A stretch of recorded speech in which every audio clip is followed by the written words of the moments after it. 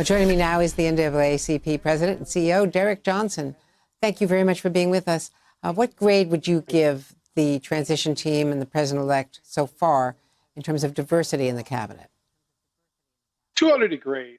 We do believe this administration will be the most diverse administration. Our concern is less about people than it is priorities. If you look at the four pillars as the president has laid out, he said climate, the economy, and COVID. And then he ended with racial justice. And we applaud what he's done with climate, with the appointment of former Senator Kerry as the climate czar. We are looking at his footprint in terms of the economic relief that's necessary. We are excited about what he's doing with COVID, with announcing that Dr. Fauci will stay in place and he have a very good task force. But we haven't seen anything in terms of racial justice. And that's our concern.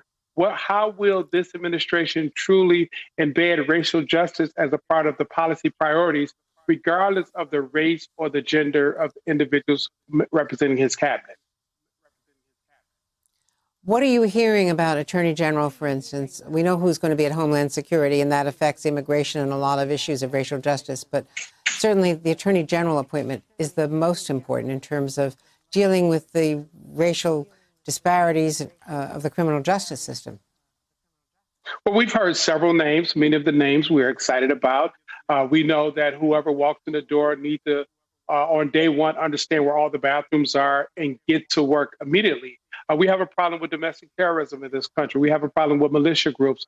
We need a head of the DOJ willing to take those groups on to ensure people are not harmed, as we've seen that plot in Michigan, or we've seen the unfortunate incidents in Pittsburgh with the synagogue, or in Charlottesville, or the many cases where white supremacist groups have emboldened themselves to carry out harmful actions against communities.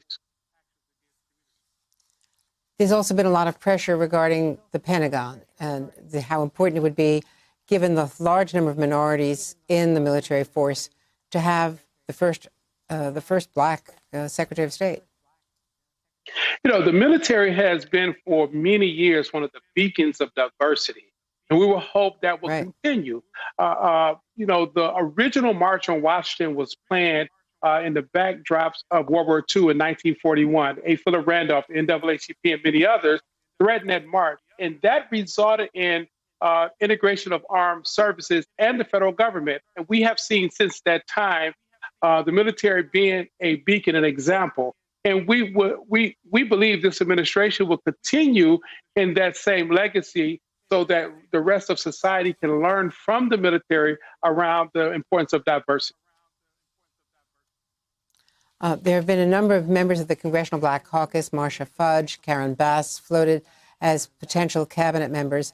But there's also concern, pushback from congressional leaders who see that Nancy Pelosi has a much smaller margin right now, and to give up any seats could threaten the Democratic majority.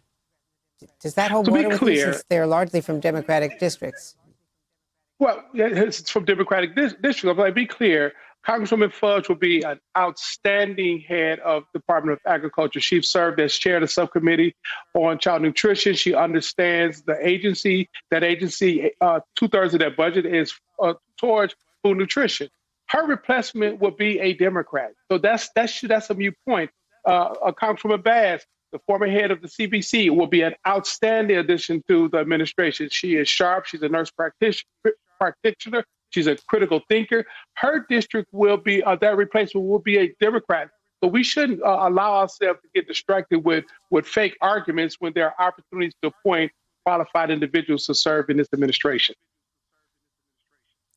Derrick Johnson, thank you very much for being with us. Hey there, I'm Chris Hayes from MSNBC. Thanks for watching MSNBC on YouTube. If you want to keep up to date with the videos we're putting out, you can click subscribe just below me, or click over on this list to see lots of other great videos.